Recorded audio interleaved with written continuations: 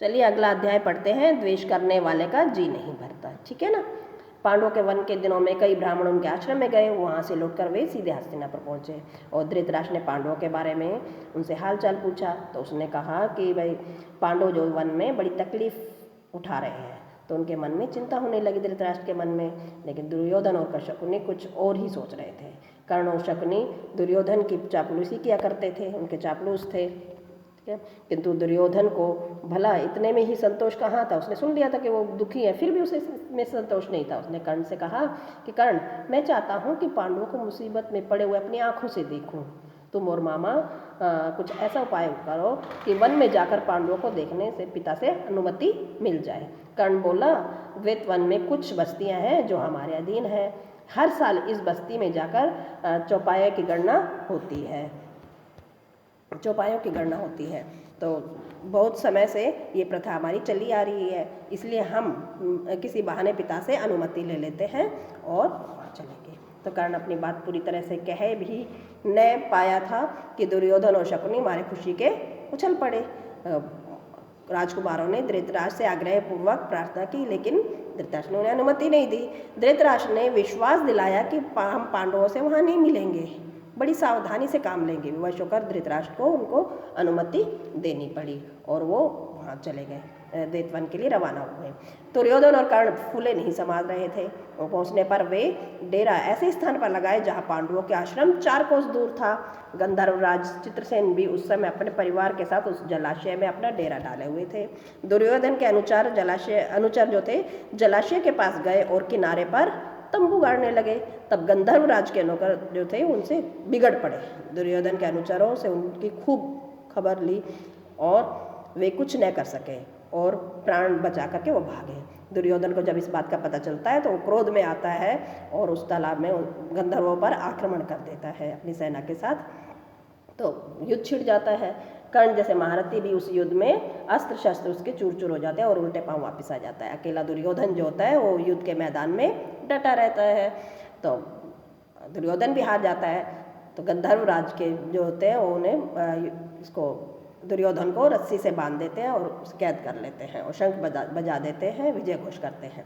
जब युधिष्ठिर को इस बात का पता चलता है तो उसने कहा कि दुर्योधन और उसके साथी अपमानित हुए हैं। तो उसने अपने भीमसेन से कहा कि चाहे कुछ भी हो, है तो हमारे परिवार के कुटुंबी है, हमारे भाई हैं, गंधर्वों से उन्हें छुड़ाना होगा। युधिष्ठिर के आग्रह पर भीम और अर्जुन जो है कौरवों की बिखरी हुई सेना को इकट्ठा करते हैं और गंधर्वों पर टूट पड़ते हैं। गंधर्वराज ने कौरवों को बंधन से मुक्त कराया और इस प्रकार अपमानित कौरव जो होते हैं हस्तिनापुर लौट आते हैं। पांडवों के वनवास के समय दुर्योधन की तो इच्छा राजसूय करने की थी, किंतु पंडितों ने कहा कि धृतराष्ट्र और दुर्योधन के रहते आप यह यज्ञ नहीं कर सकते। तब उसने ब्राह्मणों की सलाह मानकर दुर्योधन ने वैष्णव नामक यज्ञ करके ही संतोष कर लिया। इसी समय की बात है कि एक समय महर्षि दुर्वासा जी जो थे वो 10,000 ऋषियों के साथ दुर्योधन के राजभवन पधारे। दुर्योधन ने उनका काफ़ी आदर सत्कार किया। ऋषि उनसे प्रसन्न हुए और कहा कि वत्स कोई वर चाहो तो मांग सकते हो। दुर्योधन बोला, मुनिवर प्रार्थना यही है कि जैसे आपने अपने शिष्यों सहित अतिथि बनकर मुझे अनुग्रहित किया, वैसे ही मेरे भाई वन में रह रहे हैं पांडव, उनको भी अनुग्रहित करें। फिर वह छोटी सी बात उन्होंने कहा कि छोटी सी बात है, आप कृपा करें मेरी बात स्वीकार करें। तो उसने कहा कि ठीक है, हम युधिष्ठिर के पास जाएंगे। तो दुर्योधन बोला कि ऐसे समय जाना जब दुर्योधन आज द्रौपदी पांडवों एवं उसके परिवार को भोजन करा चुकी हो और जब सभी लोग आराम से बैठे विश्राम कर रहे हों। तो उन्होंने कहा कि ठीक है, तुम्हारी प्रार्थना स्वीकार है। तो वो शिष्यों सहित युधिष्ठिर के पास आश्रम में पहुँचे। युधिष्ठिर ने भाइयों समेत ऋषि की बड़ी अवभगत की और उसका सत्कार किया। कुछ देर बाद मुनि ने कहा, अच्छा हम सब अभी स्नान करके आते हैं, तुम भोजन तैयार रखना। ये कहकर दुर्वासा ऋषि जो होते हैं अपने शिष्यों के साथ नदी में स्नान करने के लिए चले जाते हैं। वनवास के आरंभिक दिनों में युधिष्ठिर से प्रसन्न होकर सूर्यदेव ने उन्हें एक अक्षय पात्र प्रदान किया था। तो युधिष्ठिर को अक्षय पात्र किसने दिया था? सूर्यदेव ने, ठीक है ना। और कहा कि 12 उसकी विशेषता क्या थी उस अक्षय पात्र की कि 12 वर्ष तक इसके द्वारा मैं तुम्हें भोजन दिया करूँगा और द्रौपदी हर रोज़ चाहे जितने लोगों को इस पात्र से भोजन खिला सकेगी, परंतु इसके सबके भोजन कर लेने के बाद जब द्रौपदी स्वयं भोजन कर चुकेगी तब इस बर्तन की शक्ति जो है अगले दिन तक के लिए लुप्त हो जाएगी। ये उस अक्षय पात्र की विशेषता थी। और जिस समय दुर्वासा ऋषि आए उस समय सभी द्रौपदी जो है सभी को खिला पिला करके स्वयं भी भोजन कर चुकी थी, इसलिए सूर्य का अक्षय पात्र उस दिन के लिए खाली हो चुका था, उसकी वो शक्ति खत्म हो गई थी। तो द्रौपदी बड़ी चिंतित हो उठी, उसका कोई सहारा नहीं मिला कि मैं भोजन कैसे कराऊंगी। तो वो परमात्मा की शरण ली, उसने श्री कृष्ण की शरण ली और श्री कृष्ण जो है उनकी प्रार्थना स्वीकार कर लेते हैं और वहीं पर आ जाते हैं। और फिर द्रौपदी से कहते हैं कि बहन मुझे बहुत भूख लगी है। रसोई घर में जाते हैं और द्रौपदी से खड़े होकर कहते हैं कि मुझे बहुत भूख लगी है, मुझे कुछ दो खाने के लिए। द्रौपदी दुविधा में पड़ गई थी, उसके पास कुछ था ही नहीं। उसने कहा कि ठीक है अक्षय पात्र लाओ मेरे पास।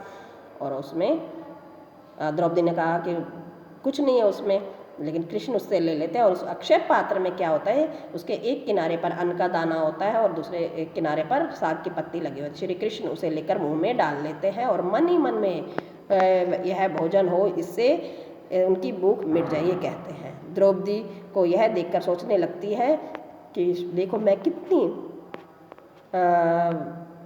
लापरवाह हूँ कि बर्तन को भी ढंग से साफ नहीं कर सकी, और मेरे भाई वासुदेव श्री कृष्ण को वासुदेव भी कहते थे, वासुदेव को ये खाना पड़ा, ये छोटा सा अन्न का कण और साग खाना पड़ा, मुझे धिक्कार है। इस तरह द्रौपदी अपने आप को धिक्कार रही थी।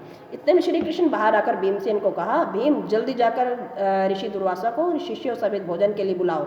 श्री कृष्ण कहते हैं भीमसेन उस स्थान पर गया जहाँ दुर्वासा ऋषि शिष्यों के साथ स्नान कर रहे थे। तो नज़दीक जाकर भीमसेन क्या देखते हैं कि दुर्वासा ऋषि का सारा शिष्य समुदाय स्नान करके भोजन भी कर चुका है। शिष्य दुर्वासा से कह रहे हैं, गुरुदेव युधिष्ठिर से हम व्यर्थ से ही कह आए हैं कि भोजन तैयार रखें, हमारा तो पेट भर गया है, इससे हमसे उठा तक नहीं जाता, इस समय तो हमारी ज़रा भी खाने की इच्छा नहीं है। यह सुनकर दुर्वासा ने भीमसेन से कहा, हम सब तो भोजन कर चुके हैं, युधिष्ठिर से जाकर कहना कि असुविधा के लिए हमें क्षमा करें। यह कहकर ऋषि अपने शिष्यों समेत वहाँ से रवाना हो जाते हैं। तो आया ये चैप्टर समझ में? ठीक है, ओके।